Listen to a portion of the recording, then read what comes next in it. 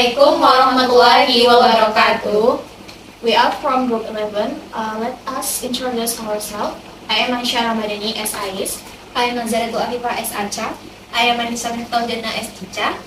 We will perform the conversation about Tax Amnesty. Okay, let us start. On a sunny day in a living room, there are Acha and Chicha who are talking about their lecture life. Hi teacher, what's wrong with your expression? Why you look so tired? Am I look so tired? It feels like I wanna cry right now. My college assignments are getting more and more. I'm so dizzy. Yes, you're tired because you look so upset. You look like someone just broke up. By the way, what assignment is it?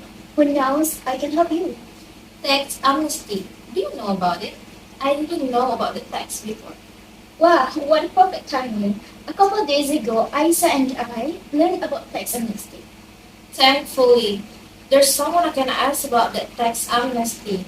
I searched about Tax Amnesty on Google before, and it said that amnesty is the elimination of taxes that should be owed.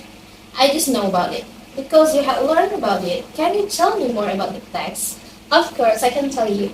So, according to article of law number 11 of 2016 about tax amnesty, tax amnesty is the elimination of taxes that should be owed, not subject to tax administration, sanction, and criminal sanction in the field of taxation, by disposing assets and paid return. Wow, interesting. So this tax is not subject to administrative and criminal sanctions, right? But they can be called careless in reporting their assets. Hello guys, good afternoon. Hello guys, where have you been? Why you look so cheerful? I'm out of the tax office. I look so cheerful because I'm the taxpayer. Wow, did you pay taxes? But you have not income yet. I pay for vehicle tax, Chicha. As the taxpayers, of course I pay it on time. By the way, what are you talking about, guys? Both of you look so serious. We are talking about tax amnesty because I have a tax about your tax. Well, what an interesting topic. May I join? Coincidentally, I have also learned about this tax amnesty. Of course, Ajah told me earlier that a few days ago, you and Ajah had started about this tax amnesty. Okay, let us continue discussing our topic. She just said that tax amnesty is interesting, right? Because they are not subject to administrative and criminal sanction, even though they can be said to be careless in reporting them. Is it true, Chicha? Yeah, that's right, Ajah. Why it can be like that? How happy they are not to be punished. The first time I heard about that, I also thinking about it, Chicha. By the way, Ayus, can you explain to Chicha what you're thinking about? Okay, so Chicha, tax amnesty is a program from the government to provide relief to the people safe so they can pay their taxes. Why are they not being punished? Because this is forgiveness or tax evasion, while people who are taxpayers are willing to report assets that they have never reported through this tax amnesty program. They will not be subject to sanction, even so they are not sanctioned. It doesn't mean that they are free from sanction. For the careless of those who don't report their assets, they must pay the ransom. It means that the ransom money is compensations for the administrative and criminal sanctions, right? Yeah, 100 point for Chicha. 8. Just because you have to pay the ransom, you deliberately don't report your asset. Well, that's called crime. It can get you sanctioned. Besides that, tax amnesty program can only be done once. Correct. Because if you can do it many times, then many taxpayers will take advantage of this program. That's not good. The government's goal of implementing this program is to increase taxpayer compliance. That's right, Acha. If it's done by many times, the name of the taxpayer doesn't comply with his responsibilities as a citizen of this country. This program was made by the Indonesian government as a means to increase state revenue, because it is suspected that many Indonesian taxpayers keep their assets secret in a tax-free country. If so, how does it turn out, Cica? If Indonesian taxpayers keep their assets in a tax-free country, it means that potential for this country's revenue from taxes will also be lost. So, to attract the hearts of the taxpayers, the government implements this tax amnesty program so the taxpayers can transfer their savings to the country. Am I right? Correct, so that the state taxes can be increased and can contribute significantly to domestic economic development. Oh yeah, this tax amnesty is not only carried out in Indonesia. Several countries have implemented amnesty taxes, including Australia, Belgium, Canada, Germany, Greece, Italy, Portugal, Russia, South Africa, Spain, and the United States. Wow, it turns out that there are also many other countries that run out this program. So, when will this program be implemented? In Indonesia, this program has been done twice. Tax Amnesty Volume 1 is divided into three periods. Start from 28 June to 30 September 2016, and then 1st October to 31 December 2016, and last 1st January to 31 March 2017. The last Tax Amnesty Volume 2, which was just held last year. This program took place start from 1 January to 30 June 2022. The reason for holding this program is that the government is again giving the opportunity for Tax Amnesty Volume 1 participants who haven't reported their assets before 31 December 2015 to get tax relief. Wow, it turns out that just last year it was held again. And then, how about the income? The income from Tax Amnesty Volume 1 from ransom money in 2016 of 103.4 trillion. Meanwhile, the income from Tax Amnesty Volume 2, which get by the statutory income tax reached 1.3 trillion rupiah. The income from Tax Amnesty Volume 2 is lower than income from Tax Amnesty Volume 1. Wow, I got it. The income of Tax Amnesty Volume 2 was lower than Volume 1. That's right, Chicha. By the way, I want to ask about the subject of this tax amnesty. Who do you think is entitled to or may participate in this tax amnesty? Okay, Chicha. As far as I know, every taxpayer, both individual and entity who has obligation to submit annual income tax return can take part in tax amnesty.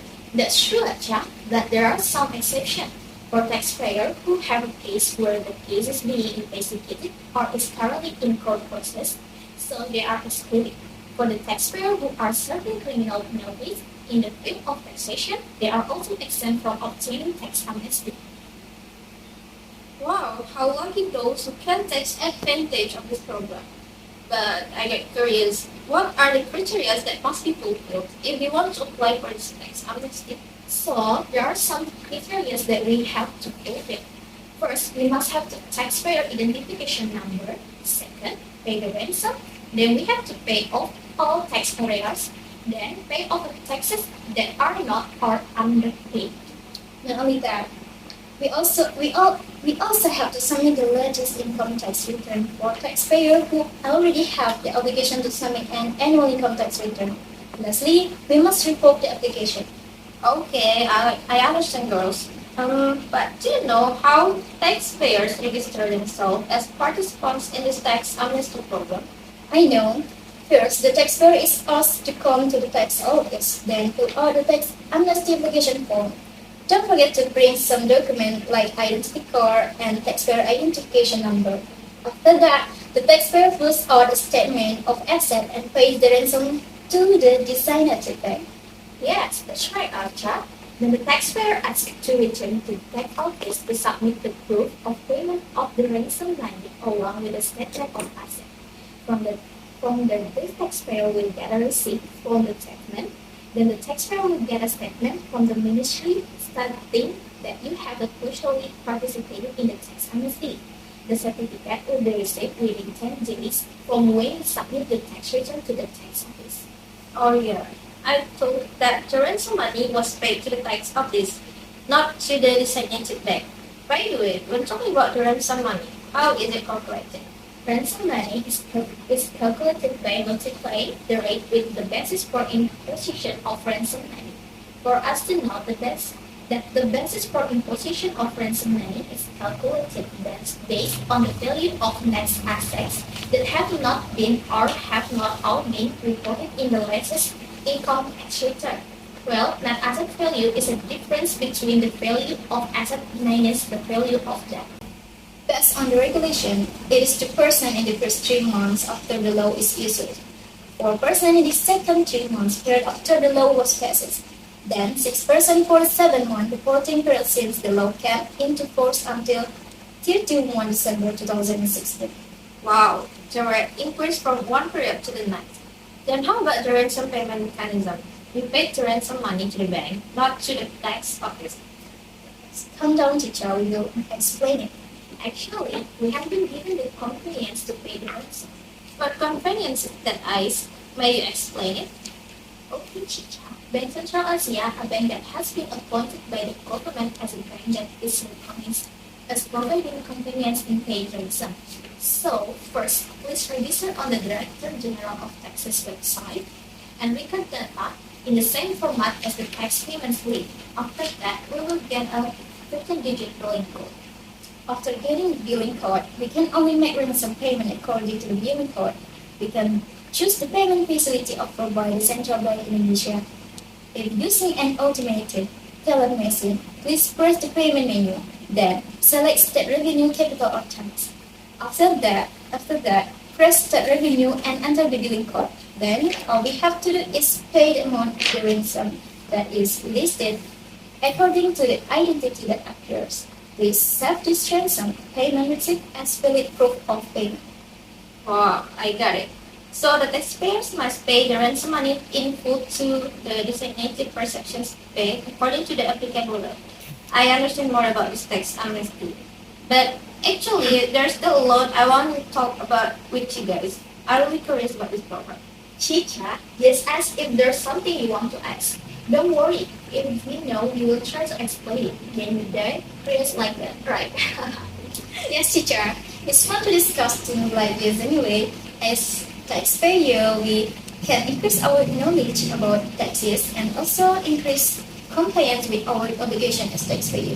Yes, friends. Even now, we can see that there are many cases of taxpayers not paying taxes, even though it is their obligation that they must pay. That's right, Chicha. Oh yeah, I want to tell you. Do you know, guys, I've ever heard that when the taxpayer had already participated in the Tax Amnesty program, and later it was found out that there were assets that had not been reported properly, then the asset become income subject to the fine of 200%. Oh my god, how did that happen? It will be so defeating and also have an impact on the country later. Can they become taxpayers who comply with their obligations? The government has this their burden, but they still like to get the rules. That's the situation of human teacher. Yeah, they're only thinking about the advantage for themselves. Thank you so much, Acha, Ais. You guys give me so much information about this program. Here, teacher, hopeful this can help you with your assignment and fighting. My pleasure, teacher. Fighting for you. Okay. Okay. I think that's all our performance. Thank you for your attention and see you next time. Bye. Assalamualaikum warahmatullahi wabarakatuh.